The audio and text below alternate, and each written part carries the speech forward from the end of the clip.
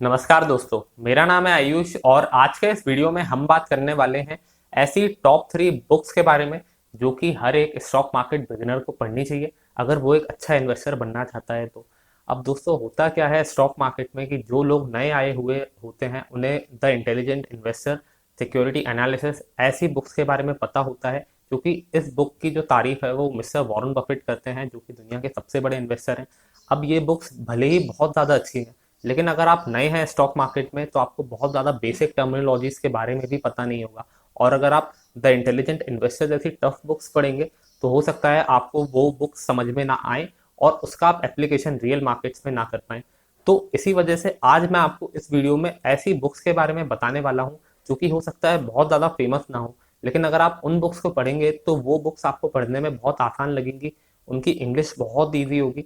और ये ऐसी बुक्स हैं जिनको आप पढ़ के मार्केट में एक्शन ले सकते हैं, स्टॉक मार्केट में आप वो स्ट्रैटेजीज अप्लाई कर सकते हैं।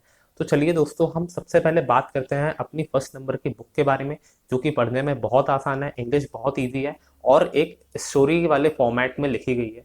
जो पहली बुक है उसका नाम है लर्न टू अर्न। इस बुक को लिखा गया है मिस्टर पीटर लिंच के द्वारा, जो कि अमेरिकन ऑथर हैं और अमेरिका में फिडेलिटी म्यूचुअल फंड है, उस म्यूचुअल फंड को ये चलाया करते थे। अब फिडेलिटी म्यूचुअल फंड में इनके जो रिटर्न्स हैं वो बहुत एक्सेप्शनल रहे हैं।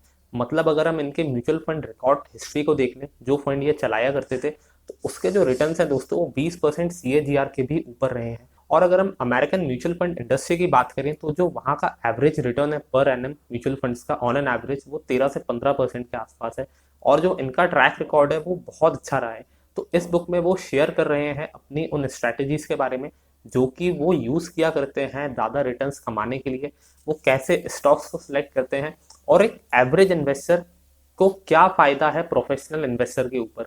मतलब प्रोफेशनल इन्वेस्टर के ऊपर बहुत ज़्यादा बर्डन होता है, एवरेज इन्वेस्टर के ऊपर ऐसे कोई बर्डन नहीं होते।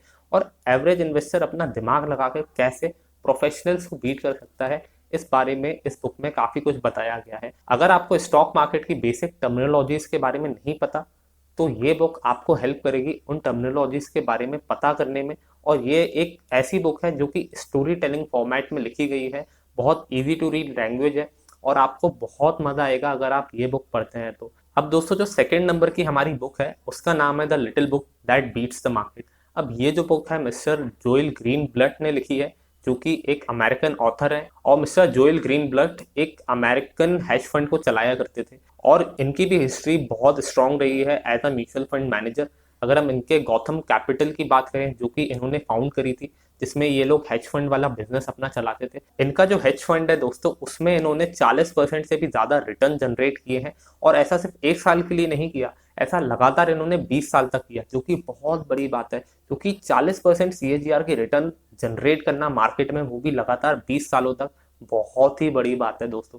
क्योंकि एवरेज रिटर्न मैंने आपको बताया था कि 13 से 15% के आसपास होता है। यहाँ पे अगर कोई भी मैनेजर 40% से भी ऊपर CAGR के रिटर्न जनरेट कर रहा है, मतलब उसकी इन्वेस्टमेंट स्ट्रेटेजी और फिलॉसफी कमाल की है। तो मिस्टर जोएल ग्रीनब्लट इस बुक में बताते हैं कि वो कैसी स्ट्रैटेजी यूज करते हैं और आप एक एवरेज इन्वेस्टर होने के बावजूद भी, एक रिटेल इन्वेस्टर होने के बावजूद भी आप कैसे मार्केट से अच्छी रिटर्न्स जनरेट कर सकते हैं। मिस्टर जोएल ग्रीनब्लट ने इस बुक में एक मैजिक फॉर्मूला के बारे में बताया है और इस मैजिक फॉर्मूला में स्टॉक्स को अर्निंग्स और वैल्यूएशन, इन दोनों पैरामीटर्स के अनुसार रैंक किया जाता है। और जिन स्टॉक्स की रैंक 1 to 20 के बीच में होती है उन स्टॉक्स में मिस्टर जोएल ग्रीनब्लट इन्वेस्ट करने के लिए बोलते हैं। इनकी स्ट्रैटेजी बहुत ही सिंपल है और ये ऐसा मानते हैं कि अगर आप इन स्ट्रैटेजी को अप्लाई करेंगे तो आप मार्केट में बहुत अच्छे रिटर्न्स कमा सकते हैं।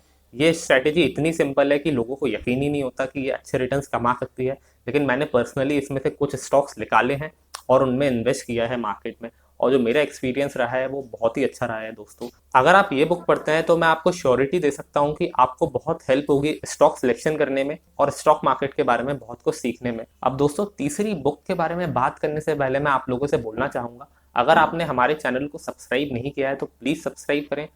ऐसी वीडियोस बनाने में हमारी टीम को बहुत मेहनत लगती है, तो प्लीज कंसिडर सब्सक्राइबिंग और लाइक कीजिएगा इस वीडियो को अगर वीडियो अच्छा लगता है तो। अब जो तीसरी बुक है हमारी उसका नाम है the little book of common sense investing.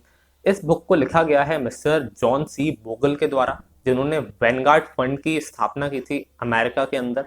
और दोस्तों वैनगार्ड फंड की जो खासियत है वो ये है कि इसने दुनिया का ऐसा पहला इंडेक्स फंड निकाला था।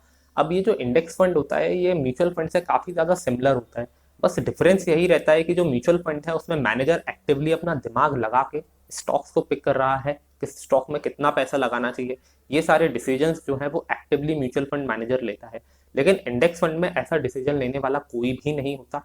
इंडेक्स फंड सिंपली एक ऐसी स्ट्रेटेजी फॉलो करता है जिसमें वो मार्केट के जितने भी रिटर्न्स हैं उनको बस कॉपी करने की कोशिश करता है। अगर मान लीजिए एक इंडेक्स फंड है जो कि निफ्टी 50 के रिटर्न्स को कॉपी करना चाहता है, तो इंडेक्स फंड वाले क्या करेंगे कि वो उन्हीं स्टॉक्स में पैसा लगाएंगे जो कि निफ्टी 50 के अंदर है, और उसी प्रपोर्शन में पैसा लगाएंगे जिस प्रपोर्शन में निफ्टी 50 के अंदर स्टॉक्स में वेटेज दिया गया है।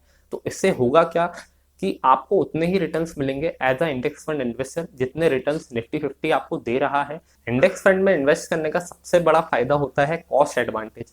अगर आप इंडेक्स फंड में इन्वेस्ट कर रहे हैं तो आपकी जो कॉस्टिंग है वो बहुत कम हो जाती है। अगर आप एक नॉर्मल म्यूचुअल फंड में इन्वेस्ट करते हैं तो जो वहाँ का फंड मैनेजर है वो आपसे एक्स्ट्रा फीस लेगा, क्योंकि वो अपना दिमाग लगा रहा है स्टॉक सिलेक्शन करने में, स्टॉक पिक करने में।